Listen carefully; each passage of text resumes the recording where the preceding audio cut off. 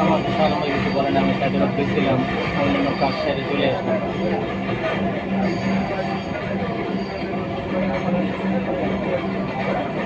আমি আপনার সাথে বের হয়ে সাইডে গেছিলাম, আমার অন্য কাজ ছিল, ওগুলো সেরে আবার শালম ভাইয়ের কাছে গেলাম অফিসে। অফিসে বসে ওনাদের সাথে 1 ঘন্টার কাছাকাছি কথাবার্তা বলে ওখান থেকে কাগজ নিয়ে বিদায় নিয়ে চলে আসে। আমাকে তো বললেই তো হয়তো শুধু এতটুকু বলছিল, জোয়েল ভাই কার মাধ্যমে বের করছে, ওরে দিয়ে দিচ্ছি, কেন কম বছর চলো না, এতটুকু বলছে। বিজয় সরণি, দরজাগুলো বাম দিক থেকে খুলবে। দয়া করে নিরাপদ দূরত্ব বজায় রাখুন। বিজয় সরণি, doors will open on the left.